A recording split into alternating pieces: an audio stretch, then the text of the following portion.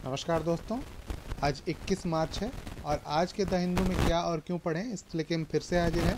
आज जो पहली न्यूज़ है, आपने कल मैंने बताया ही था कि जापान के पीएम जो हैं भारत आए हैं और उन्होंने कहा है कि global order, unified stand on global order, है ना, इसी पे बात किया है। और अभी की न्यूज़ बता दें कि वो यूक्रेन में चले गए हैं। G7 में सिर्फ जापान ही बचा था जो यूक्रेन की यात्रा पर नहीं गया था, और अब जो ये किशिदा हैं वो यूक्रेन पहुंच गए हैं, है ना। तो ये पहली न्यूज़ है और बाकी यहाँ से कुछ हमें पढ़ना नहीं है बहुत। और इसके बाद हम अगली जो न्यूज़ है वो है concluding on A high note in Manhattan, page number 8 पे। ठीक है, यहाँ पे हम आते हैं, दूसरी यही न्यूज़ हमें पढ़नी है और यहाँ से पढ़ना है कि concluding a high note in Manhattan, India concluded a at stint on United Nations Security Council. United Nations Security Council में किस प्रकार के इंडिया का रोल है, किस प्रकार से ये पूरे विश्व में किस तरीके के एजेंडे चलाए जा रहे हैं या भारत को क्या रोल मिलना चाहिए, इसी पे पूरी बात की गई है। तो आप इसे देख सकते हैं। इसके बाद जो अगला हमें पढ़ना है वो है सेरल सॉल्यूशन।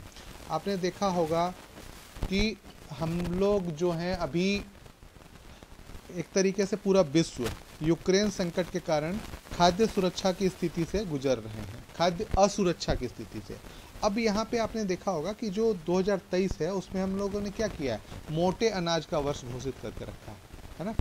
उसी पे पूरी बात की गई है और सीधी सी बात है, जो क्लाइमेट चेंज है उसके लिए भी बहुत अच्छा है मोटा अनाज।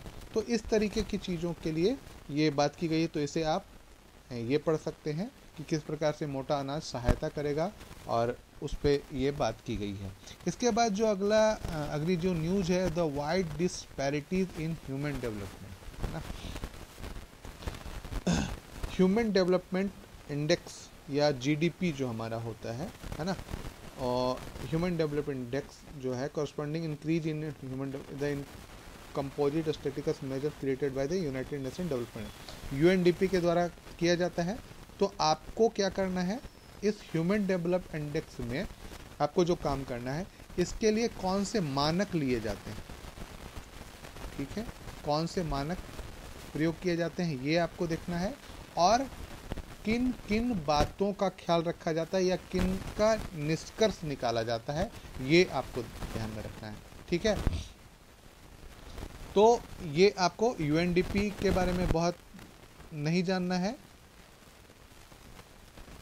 और हमें क्या जानना है कि उसके मानक क्या क्या लिए जा रहे हैं, इसके बारे में बात करनी है। और थोड़ा सा अभी जो किस तरीके की स्थिति है इंडिया की, और इंडिया में कौन राज्य किस तरीके के हैं उसके बारे में बात की गई है, तो आप इसे देख लेंगे। ठीक है, इसके बाद जो अगली न्यूज़ है, ए बूस्ट टू जूनोसिस थ्योरी, है ना।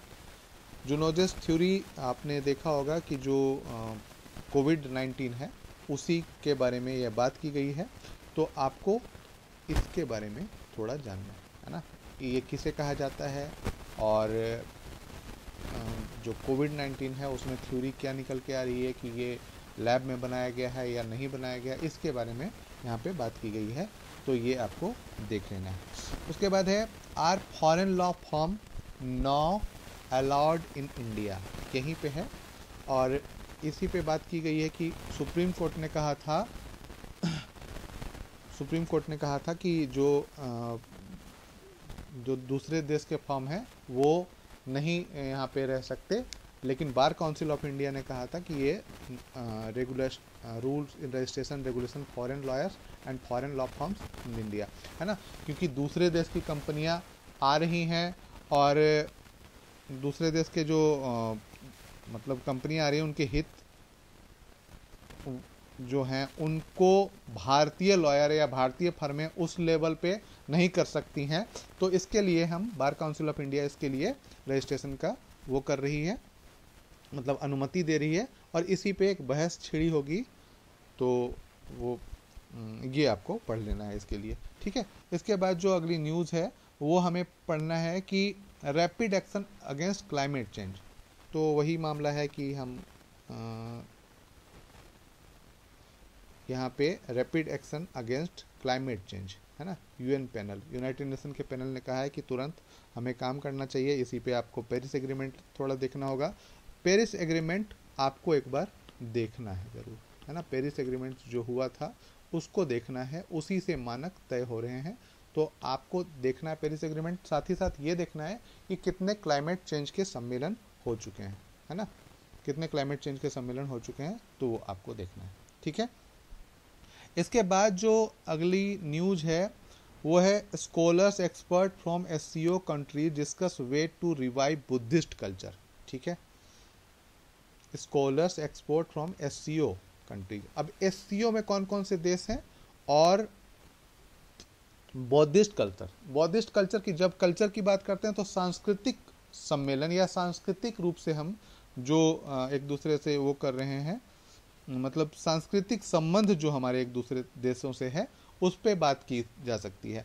तो यहाँ पे आपको जैसे Russia, China, Pakistan, Tajikistan, Belarus, Bahrain, Myanmar and United Emirates and Kazakhstan, तो ये हमको देखना है। साथ ही साथ हमें बुद्धिस्ट कल्चर, है ना, बुद्धिस्ट कॉन्फ्रेंसन, ये आपको देखना है कि कहाँ कहाँ पे किस किस प्रकार के प्रभाव डाले गए हैं, तो ये आपको यहाँ से देख लेना है।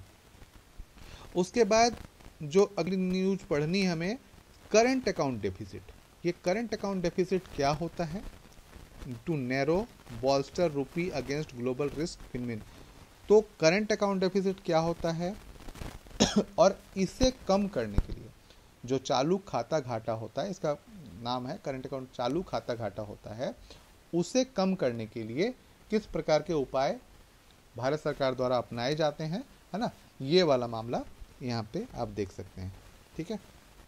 Financially consider that economic growth could have been higher in Q3 financial year 23, but assert that growth momentum has not been lost, है ना। तो इसी पे बात की गई है, तो ये आपको यहाँ से देख लेना है। साथ ही साथ आपको ग्रोस वैल्यू एडेड देखना है। ग्रोस वैल्यू एडेड क्या होता है, ये मैं आपको थोड़ा सा बता रहा हूँ कि जैसे मान लीजिए कपास, है ना, कपास के बाद हम जब सूत बनाते हैं तो इसमें क्या होता है, ग्रोस वैल्यू एडेड होता है।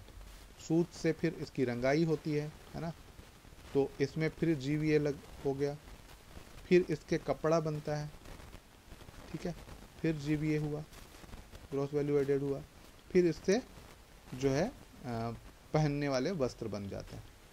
तो ये भी यहाँ पे, तो इसको आपको देखना है, जीवीए को आपको ध्यान से देखना है, ठीक है। आज के लिए बस इतना ही है दोस्तों। यदि आपने सब्सक्राइब अभी तक नहीं किया तो प्लीज़ सब्सक्राइब कर लें और लाइक करें, कमेंट करें। धन्यवाद।